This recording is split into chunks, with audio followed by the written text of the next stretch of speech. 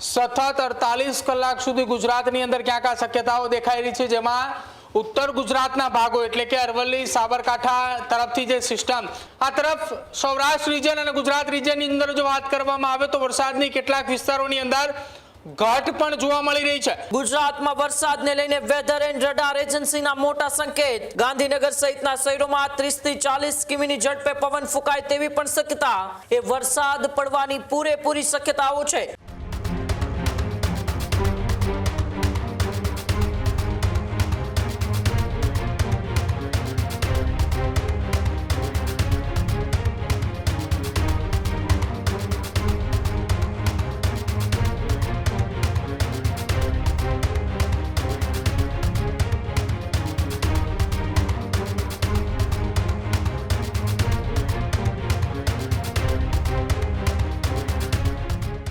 નમસ્કાર, આપ જોઈ રહ્યા છો ન્યૂઝરૂમ ગુજરાત અને આપની સાથે હું છું માંગ।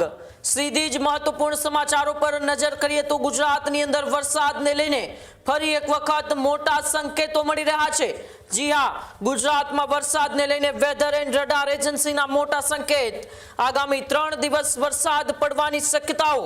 રાજસ્થાન તરફથી આવતી સિસ્ટમના કારણે વરસાદની પૂરેપૂરી શક્યતા।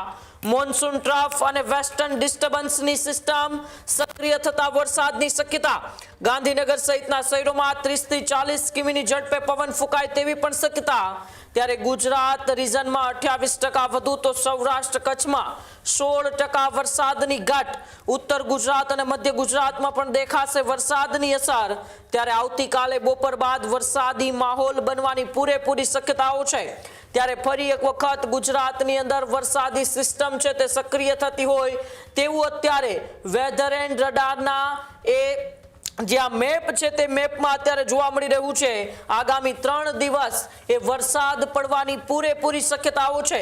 રાજસ્થાન તરફથી એક સિસ્ટમ છે તે ધીરે ધીરે ગુજરાત તરફ આવી રહી છે અને મોન્સૂન ટ્રફ અને વેસ્ટર્ન ડિસ્ટર્બન્સને લીધે આ સિસ્ટમ છે તે સક્રિય થતા ગુજરાતની અંદર વરસાદ પડવાની પૂરેપૂરી શક્યતાઓ છે। પ્રદીપ મારી સાથે ન્યૂઝરૂમથી જોડાયેલ છે। પ્રદીપ, જે રીતે ફરી એક વખત રાજસ્થાન તરફથી એક સિસ્ટમ ધીરે ધીરે ગુજરાત તરફ આવી રહી છે અને મોન્સૂન ટ્રફ અને વેસ્ટર્ન ડિસ્ટર્બન્સના કારણે આ સિસ્ટમ એ ગુજરાત તરફ આવતા વધુ મજબૂત બનતી જોવા મળી રહી છે અને આગામી 3 દિવસ ગુજરાતના અલગ અલગ વિસ્તારોની અંદર વરસાદ પડે તેવી પૂરેપૂરી શક્યતાઓ પણ છે। બિલકુલ ઉમંગ, હાલ આગામી 12 કલાક બાદ 14 કલાક બાદ ગુજરાતની અંદર ઉત્તર ગુજરાત અને મધ્ય ગુજરાતના ભાગોની અંદર વરસાદી સિસ્ટમ સક્રિય થવાની શક્યતાઓના કારણે આગાહી વ્યક્ત કરવામાં આવી રહી છે। વેધર એન્ડ રડારની અંદર પણ આ જ પ્રકારની સ્થિતિ દેખાડવામાં આવી રહી છે। આગામી 14 કલાક બાદ સતત 48 કલાક સુધી ગુજરાતની અંદર ક્યાંક આ શક્યતાઓ દેખાઈ રહી છે, જેમાં ઉત્તર ગુજરાતના ભાગો એટલે કે અરવલ્લી સાબરકાંઠા તરફથી જે સિસ્ટમ જે રાજસ્થાન તરફથી સિસ્ટમો સક્રિય થઈ રહી છે, સિસ્ટમ સક્રિય થવાના કારણે ગુજરાતની અંદર પણ તેની અસર જોવા મળી રહી છે। વેધર એન્ડ રડારની અંદર જે સિસ્ટમ દેખાડવામાં આવી રહી છે તે રાજસ્થાન તરફ અરવલ્લી સાબરકાંઠા તરફથી અંદર ગુજરાતની અંદર પ્રવેશ થઈ રહ્યો છે। પાટણ, મહેસાણા, ગાંધીનગર અને અમદાવાદ સુધી તેની ક્યાંક અસર જોવા મળે તેવી શક્યતાઓ વ્યક્ત કરવામાં આવી રહી છે। બીજી તરફ હવામાન વિભાગ દ્વારા પણ આગામી 3 દિવસ કેટલાક વિસ્તારોની અંદર ગાજવીજ વરસાદની આગાહી કરી છે અને જે ગાજવીજ વરસાદની આગાહી વ્યક્ત કરવામાં આવી છે એ આગાહીની અંદર ઉત્તર ગુજરાત, મધ્ય ગુજરાત અને દક્ષિણ ગુજરાતનો સમાવેશ કરવામાં આવ્યો છે। આ તરફ સૌરાષ્ટ્ર રિજન અને ગુજરાત રિજનની અંદર જો વાત કરવામાં આવે તો વરસાદની કેટલાક વિસ્તારોની અંદર ઘટ પણ જોવા મળી રહી છે અને આ ઘટની વચ્ચે હવે ફરી એકવાર ક્યાંક રાહતના સમાચારો અત્યારે સામે આવી રહ્યા છે। જો કે 3જી તારીખ બાદ ગુજરાતની અંદર વરસાદ ક્યાંય કેટલાક વિસ્તારોની અંદર નથી જોવા મળ્યો।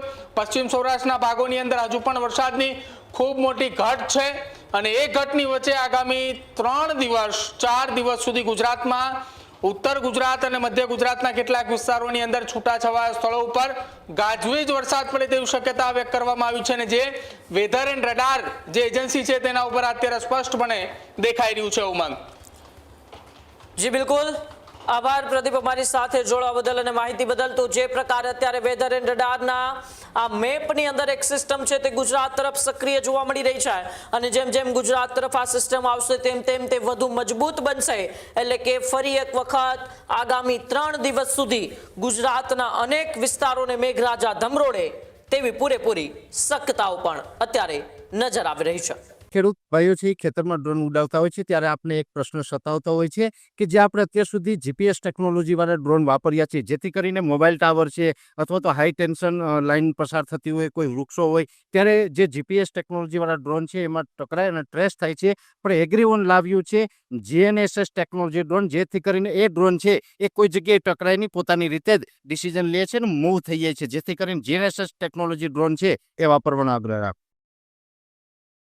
હજુ સુધી તમે અમારી ચેનલને સબસ્ક્રાઇબ નથી કરી તો અત્યારે જ ન્યૂઝરૂમ ગુજરાતને સબસ્ક્રાઇબ કરો, ફેસબુક અને ઇન્સ્ટાગ્રામ પર ફોલો કરો.